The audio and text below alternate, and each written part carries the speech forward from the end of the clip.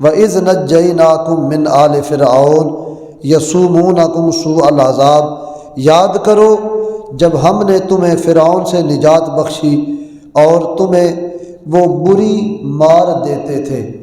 یعنی موسیٰ علیہ السلام نے فی الفور انہیں وہ ماضی کے گزرے ہوئے ایام یاد کروا دیے کہ وہ دن بھی یاد کر لو کہ جب فرعون تمہیں تکلیف دیتا، اذیت دیتا، کرتا کیا، یقتلون ابناءکم ویستحیون نساءکم، تمہارے بیٹوں کو ذبح کرتا، تمہاری بیٹیوں کو اپنی نکرانی بنانے کے لیے زندہ رکھتا۔ وفی ذالکم بلاء من ربکم عظیم، اس میں تمہارے رب کی طرف سے تمہارے لیے آزمائش تھی۔ حضرت موسیٰ علیہ السلام رات کے وقت محرم کے مہینے میں، یہ جو محرم کی 7، 8، 9 تاریخ ہے، ان دنوں میں جناب موسیٰ علیہ السلام اپنی قوم کو لے کے مصر سے چلے۔ بحر کلزم مقصود آپ کا طور سینا جانا تھا۔ یہ بحر کلزم مصر اور مکہ شریف کے درمیان ایک وادی ہے، بڑی طویل وادی، جس میں گرمی زیادہ ہے، چٹیل میدان ہے، دور تک پانی کوئی نہیں، سایہ کوئی نہیں، اور ریتلا علاقہ ہے، گرم زمین ہے، اور ایک بہت لمبا فصیح و بلیغ یہ ایک میدان ہے۔ اس وادی کی طرف لے کے جانا تھا ان کو، اور بحر کلزم اس کے قریب ایک دریا ہے، اس سے پار کر کے جانا تھا۔ تو جناب موسیٰ علیہ السلام اپنی قوم کو لیے دریا کے قریب پہنچے تو آگے اس کی تیز رفتار پانی کی سپیڈ دیکھی تو قوم نے کہا موسیٰ علیہ السلام پیچھے دشمن آ رہا ہے، آگے موت ہے، کرے کیا؟ اللہ فرماتا ہے ہم نے کہا کہ تم اپنا عصا مارو، راستے بن جائیں گے۔ راستے بنے تو قوم حضرت موسیٰ علیہ السلام اپنی قوم کے ساتھ اس دریا میں تشریف لے گئے۔ قوم بھی وہاں سے گزری، موسیٰ علیہ السلام بھی وہاں سے گزرے۔ موسیٰ علیہ السلام آگے آگے ہیں، ہارون علیہ السلام پیچھے پیچھے ہیں۔ بخیر و عافیت یہ ساری قوم دریا کو پار کر گئی، اور فرعونیوں کو رب کریم نے اس دریا میں غرق کر دیا، تباہ و برباد کر دیا۔ اب یہ قوم یہاں سے نکلی تو آگے والے جتنے واقعات وہ سارے انہی آیات میں بیان کیے گئے۔ یہ جب نکلے تو جہاں طور سینا یہ انہوں نے پہنچنا تھا وہاں ہی پہنچے، تو اس 10 محرم الحرام کا روز تھا۔ یہ 10 محرم الحرام کو آنے والا یہ واقعہ ہے۔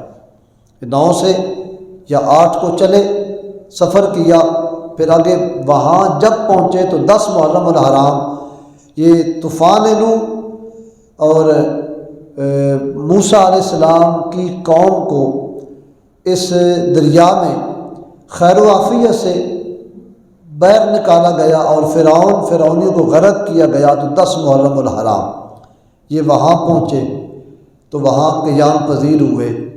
تو انہوں نے ہر سال موسیٰ علیہ السلام نے حکم دیا کہ آج کے بعد جب بھی محرم کا 10واں روز آئے تو روزہ رکھنا۔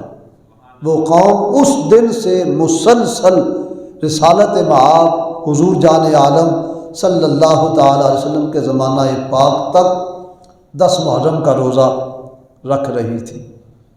کریم آقا علیہ السلام نے پوچھا، اے یہودیوں کیوں روزہ رکھتے ہو اس دن کا؟ تو کہنے لگے کہ یا رسول اللہ ہمیں فرعون سے نجات ملی، رب نے اس کو غرق کیا، تو ہم اس کے شکرانے میں ہر 10 محرم الحرام کو روزہ رکھتے ہیں۔ تو کریم آقا علیہ السلام نے جب ہجرت کر کے حضور مدینہ پاک میں آئے تو رحمت عالم نے فرمایا ہم تم سے زیادہ حقدار ہیں کہ موسیٰ علیہ السلام کے اس عمل کو زندہ و تابندہ رکھیں، ہم بھی روزہ رکھیں گے۔ یاد رکھنا اسلام میں مدینہ کی سرزمین پہ حضور جان عالم صلی اللہ تعالیٰ علیہ وسلم نے روزہ فرض ہونے کے بعد یہ روزہ بطور واجب رکھا۔ ابتدائی اسلام میں یہ اس کی فرضیت کا بھی حکم ملتا ہے، لیکن ایک سال بطور واجب رکھا گیا۔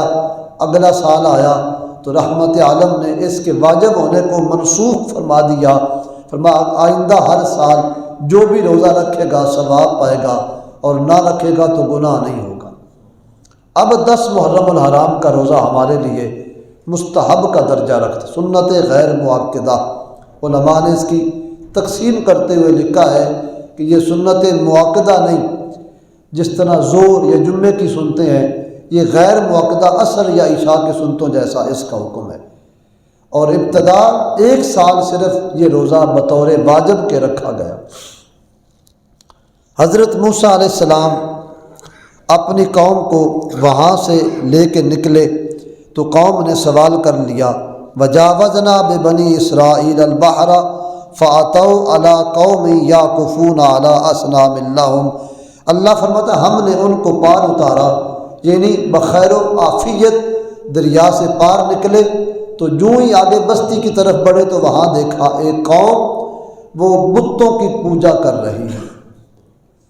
بت کس طرح کے بنائے ہوئے تھے یاد رکھنا، انہوں نے مثل گائے، گاہ کی مثل لمبے چوڑے بت بنائے ہوئے تھے، جانور جس طرح یہ گائے ہوتی ہے گاہ کی طرح کا بت بنایا ہوا تھا، اور ہر کسی نے چھوٹا بڑا بنا کے اس کی عبادت کرتے تھے۔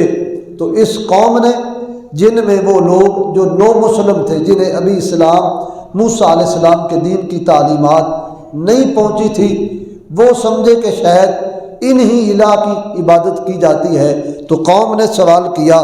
اور یہ بھی یاد رکھنا ساری قوم نے سوال نہیں کیا، ان میں سے ان لوگوں نے سوال کیا جو دین سے بے خبر تھے، جنہیں معلوم نہیں تھا۔ کیوں؟